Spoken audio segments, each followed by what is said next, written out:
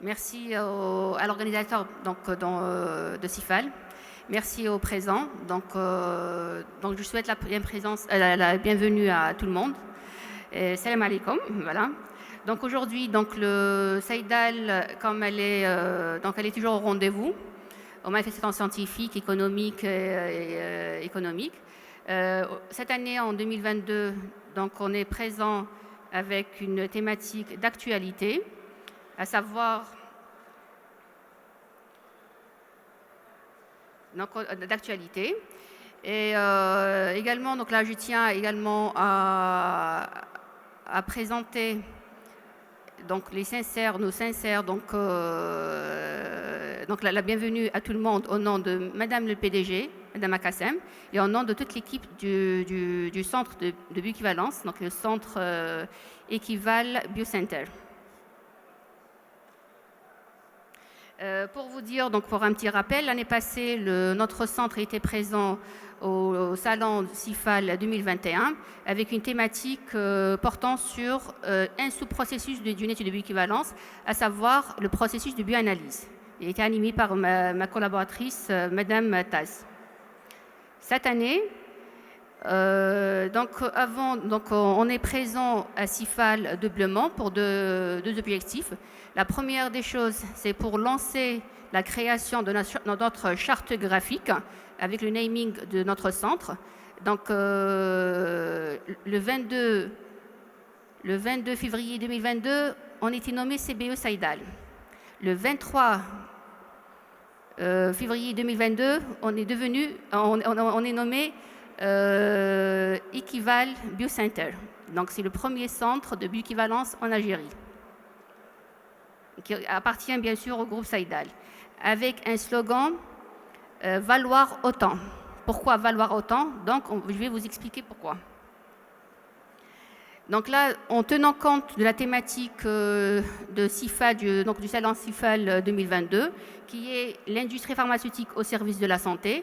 Donc nous, autant que centre Equival Biocenter, on est présent avec une thématique qui répond à cet objectif, à savoir les études de bioéquivalence, le déroulement des études de bioéquivalence, qui sont une partie, donc c'est une façon, c'est un outil, c'est une démarche pour prouver l'interchangeabilité entre deux produits. Les produits lesquels? C'est les produits génériques versus produits de référence. Quand on prouve l'interchangeabilité entre les deux produits, ça veut dire qu'on est en train de prouver aux patients et aux praticiens que les deux produits ont la même efficacité et la même sécurité. Donc là, on est en train de répondre, notre centre, il est effectivement au service de la santé. Alors, donc pour le déroulement d'une étude de bioéquivalence, il y a plusieurs étapes. Parmi les étapes, il y a une étape principale qui est le recrutement, la sensibilisation et le recrutement des volontaires. Les volontaires, c'est des sujets, des personnes qui participent aux études de bioéquivalence. C'est le noyau des choses, parce qu'on doit faire une expérimentation sur l'être humain. L'être humain, donc c'est des volontaires. En plus, c'est des volontaires en bonne santé. Contrairement aux essais cliniques qu'on effectue sur des produits, sur des sujets qui sont malades, là, dans les études de bioéquivalence, c'est l'exigence principale que les volontaires doivent être en bonne santé. Donc, on a mis l'accent sur les modalités de recrutement de ces volontaires, et ce sera une première en Algérie. Okay, donc parce que d'habitude, on recrute des volontaires patients aux essais cliniques, mais par rapport aux volontaires sains, aux essais cliniques, en particulier les études de bioéquivalence, ce sera vraiment une première. Une première.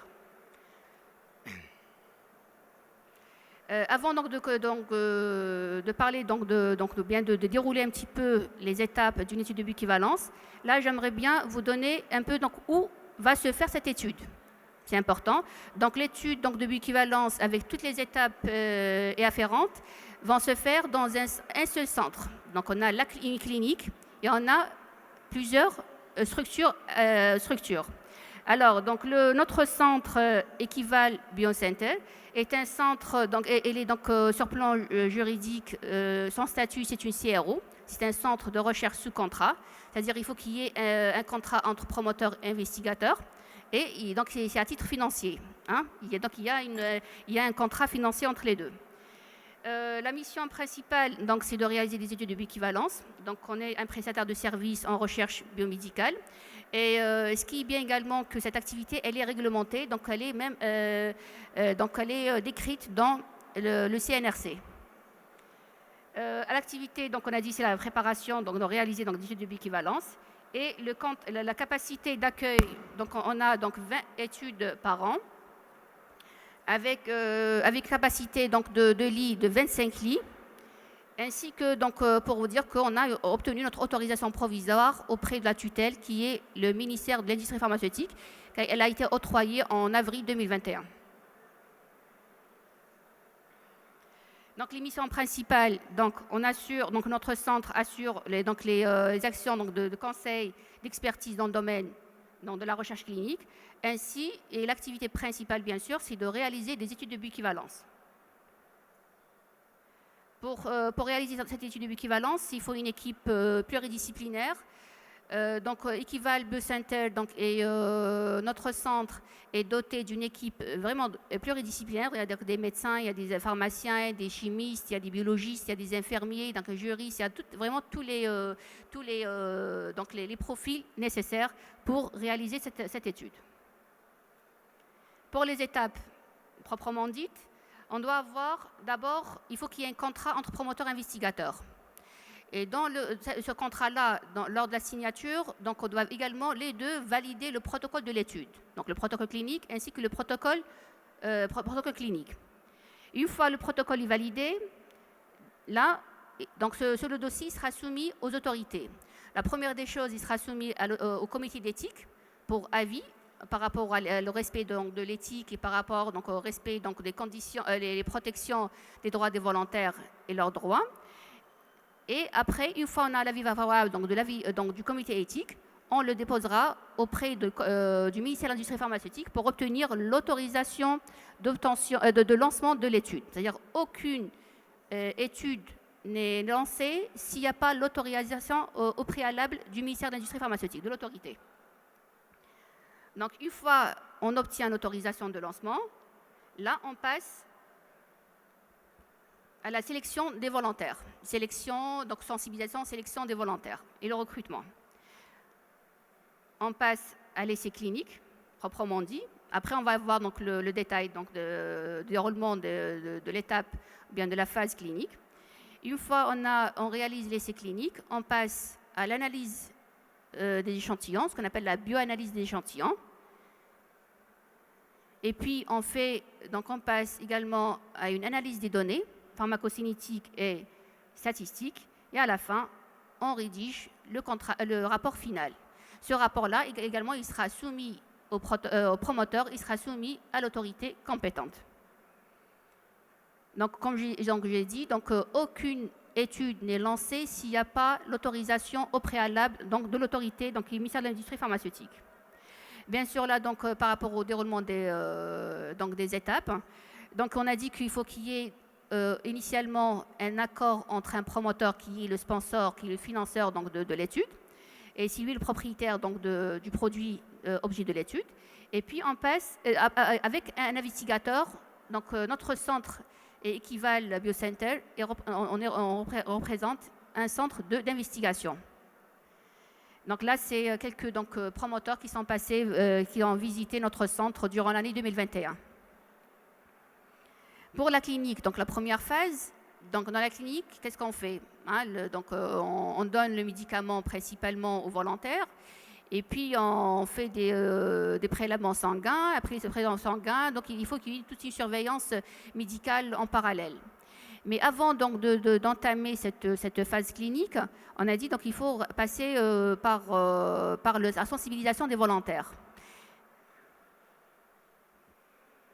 Voilà, donc c'est un peu pour vous dire qu'on est doté dans tous les moyens nécessaires pour abriter un essai clinique au sein de notre clinique donc du centre de Equival Biocenter.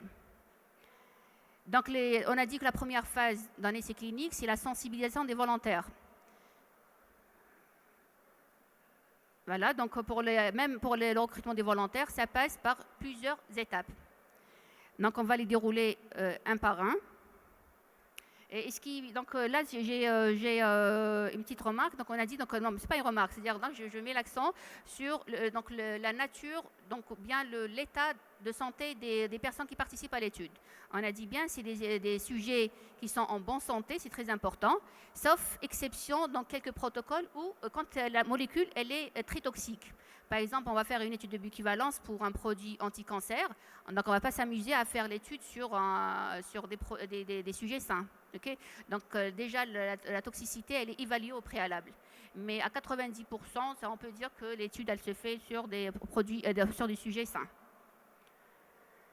Donc là, la sensibilisation. Donc j'ai l'honneur également de dire, d'informer tout le monde que notre G1, donc notre lancement de l'étude, donc sensibilisation des volontaires, a eu lieu hier à l'ouverture du salon CIFAL 2022.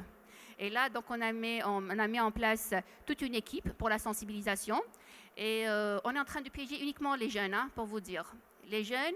Et je pense qu'on a une équipe qui a été formée pour ça, pour faire la sensibilisation. Et pour la formation, pour les informations nécessaires qu'on doit donner aux volontaires, toutes sont reportées sur des affiches de sensibilisation dans du support. Alors pour ces supports, donc on a d'abord le site web de Saïdal.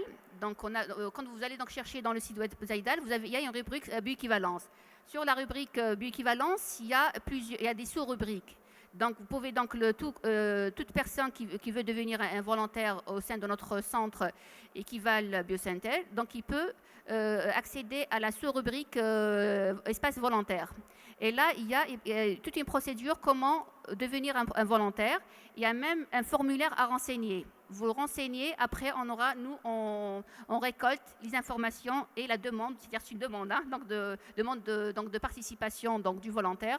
On le reçoit à notre niveau et on essaie de faire de traitements, etc. Après on prend contact avec le volontaire. Et en même temps, on a créé des fiches de sensibilisation. Là, on donne également le maximum d'informations qu'il faut présenter à toute personne désirant participer à nos études. Et également, avec tout ça, on donne des informations sur le lieu de réalisation de l'étude, les étapes de l'étude, ainsi que on donne toutes les informations nécessaires. Là, c'est un dépliant, c'est une affiche pour présenter notre centre, l'émission, ainsi toutes les étapes, etc. Mais encore, à chaque étude, on va donner, quand le volontaire il nous rend visite au niveau du centre, donc il y aura des portes ouvertes également pour la sensibilisation. Là, on leur donne des fiches, elles sont spécifiques au produit. Donc à chaque produit objet d'étude, on prépare un dépliant, des affiches correspondantes. Alors également toujours dans la sensibilisation, on a fait un petit montage, un tournage, on a créé un tournage, on a fait un essai de simulation. Donc je vous ai dit que le lancement de l'étude est tributaire l'obtention de l'autorisation de lancement par le ministère de l'Industrie pharmaceutique. Le dossier, il est en cours de préparation, on est en cours il est en cours d'étude avec le ministère de l'Industrie pharmaceutique pour la première étude. Donc là, les images que je suis en train de vous montrer, pour la partie clinique, je dis bien, c'est des photos faites dans le cadre du simulation. Donc là, on a la réception. On a la réception, on assure la réception des volontaires. Après, orientation, et là, on passe à l'inscription. Pour l'inscription, c'est une inscription des volontaires sous codification. Donc, il y a une confidentialité par rapport aux volontaires, donc on ne doit pas divulguer leur nom. Donc, à chaque entrée, à chaque inscription d'un volontaire, on lui donne un code. Voilà, le code, il est même déclaré auprès de l'autorité compétente. Donc là, c'est la phase d'inscription. On a la phase de consentement et d'information parce qu'avant de lancer un essai, donc avant de faire participer une personne, on doit avoir son consentement et on doit lui donner toutes les informations nécessaires. Donc il y a donc le volontaire ici, il doit signer ça, sa charte d'engagement et comme quoi il a bien lu les informations, comme quoi il a lu donc, parfaitement donc, les avantages et inconvénients du produit et on doit également donc comme quoi il a reçu toutes les informations nécessaires par rapport au déroulement de l'étude au sein de la clinique. Une fois le consentement est signé, là il passe par une phase de sélection proprement dite et passe par un examen médical, un examen biologique, voire même radiologique. Il y a des médecins compétents qui assurent cette étape donc, de sélection. Et en cas donc, donc on a tous les moyens qu'il faut. Donc on a des salles dédiées pour faire donc, cette étape, pour réaliser cette étape.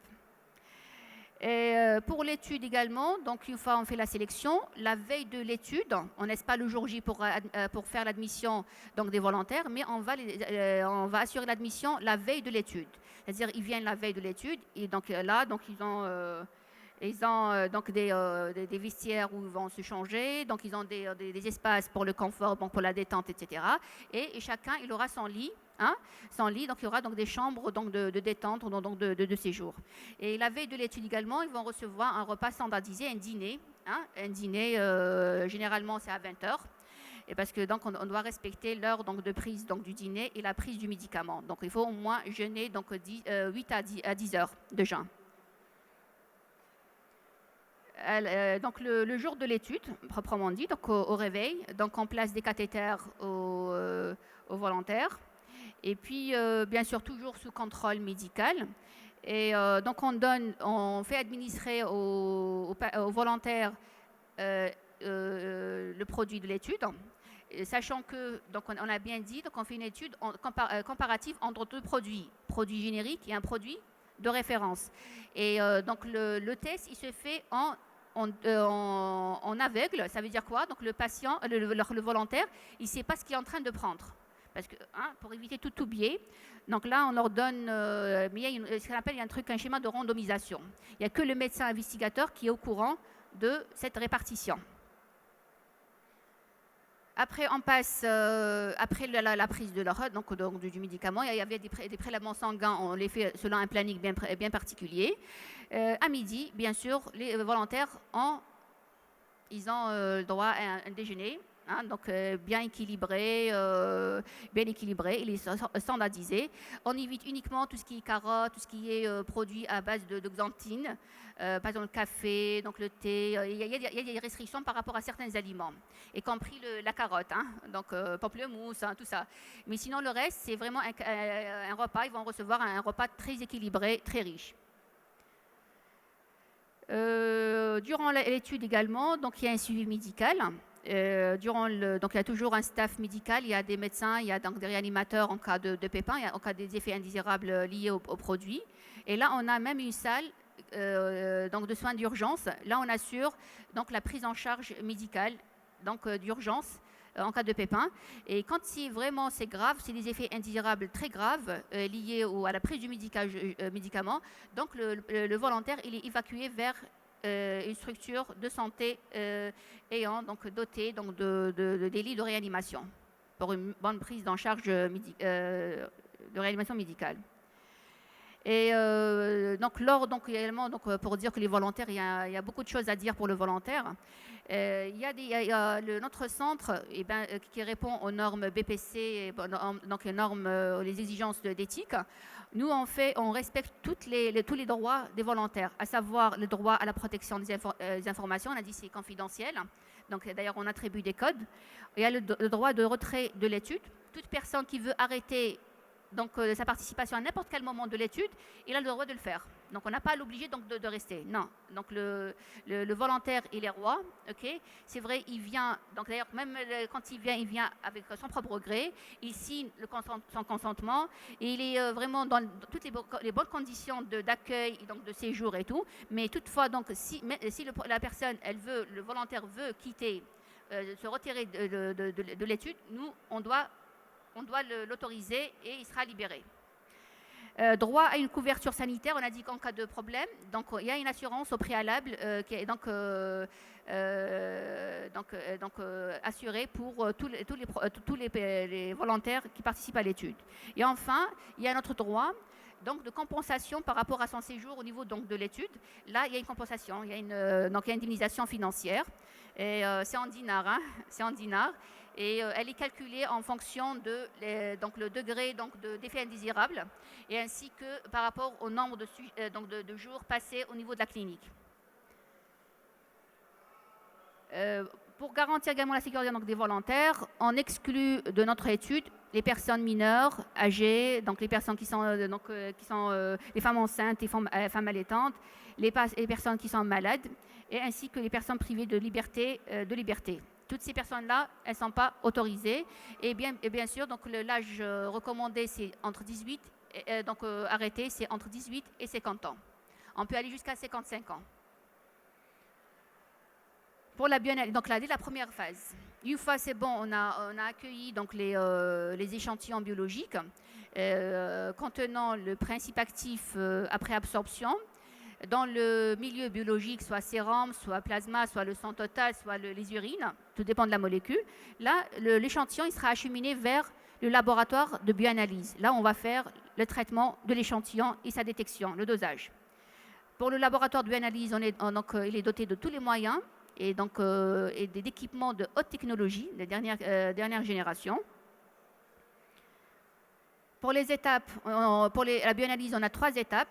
L'étape de mise au point, l'étape de validation et l'étape d'analyse proprement dite. Et pour les techniques, donc on a pour les étapes, on a l'étape de traitement de l'échantillon et détection de l'échantillon. Là, donc, il y a quelques étapes au niveau de la bioanalyse. Là, je n'ai pas mis simulation parce qu'effectivement, on est en plein essai bioanalytique. Parce qu'il y a tout un travail à faire avant de recevoir l'échantillon des volontaires. Il y a ce qu'on appelle les méthodes, donc de la mise au point de la méthode et la validation de la méthode qu'on devrait faire bien avant. Là, donc, il y a toute une équipe qui vérifie les échantillons. Là, c'est le traitement d'échantillons, ce qu'on appelle la séparation, l'extraction de l'actif à partir du milieu biologique et sa préparation pour qu'il soit détecté par des enceintes, par des appareils chromatographiques. On a on a une HPLC à 3 détecteurs. Détecteurs UV, détecteurs fluorescents, détecteurs électrochimiques. Et on a également 2 UPLC WMS, donc de haute technologie, donc de Mark Waters. Une fois la détection alliée, donc c'est bon, donc on passe au traitement des données proprement dit. Maintenant, toutes les données brutes bioanalytiques vont passer à la structure de traitement de données pour le traitement, afin d'évaluer la superposition ou bien l'équivalence entre les 2 produits, référence et générique. Donc là, on a une structure dédiée à cet effet. Et cette structure, elle n'a pas des équipements de 1, mais elle a des logiciels dédiés aux études de bioéquivalence, dédiés aux essais cliniques. Là, on a l'équipe. Donc là, c'est la phase de traitement des données. À la fin de cette étude-là, on doit évaluer, comme je vous ai dit, l'équivalence entre les deux produits. Donc en matière scientifiquement parlant, c'est la superposition les deux courbes de biodisponibilité. Hein? Et l'assurance qualité à ne pas, on ne peut pas s'en passer de la qualité, elle est là, c'est l'œil de l'entreprise. Elle vérifie l'ensemble des étapes, l'ensemble des documents, l'ensemble même la qualification de l'ensemble de l'équipe. Et elle veille également à la formation de l'équipe sur les BPS, en continu, sur les BPS, sur les BPC, etc. Et bien sûr, elle assure des audits, et elle fait également, elle assure le suivi métrologique. Là, c'est notre équipe, assurance qualité. Les locaux annexes, donc on a une salle de serveur pour tout ce qui est stockage de l'information. On a une salle d'archivage, pour vous dire que pour l'archivage minimum, c'est 20 ans. Donc toutes les informations, documents générés lors de l'étude en biéquivalence seront archivés minimum 20 ans. Et puis on a une salle donc, de réunion. Enfin, pour conclure, pour les études d'équivalence, c'était un projet pour les laboratoires, c'était un projet également pour l'autorité.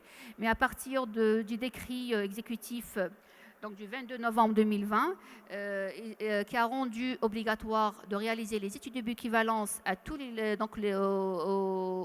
produits pharmaceutiques, médicaments et médicaments biosimilaires. Voilà.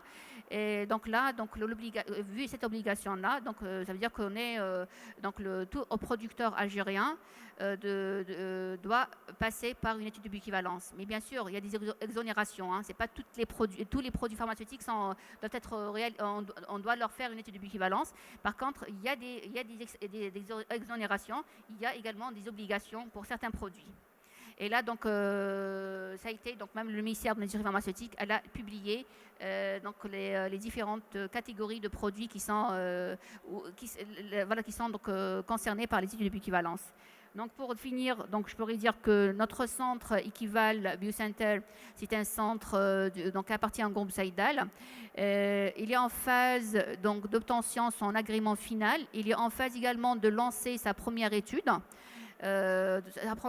Et encore, on a aujourd'hui, depuis 23 février, on a lancé l'étape de sensibilisation des volontaires. Donc voilà pour vous dire que notre centre, il est bien prêt pour réaliser ce genre d'études en Algérie pour la première fois. Voilà, et je vous remercie au nom de toute l'équipe. Voilà.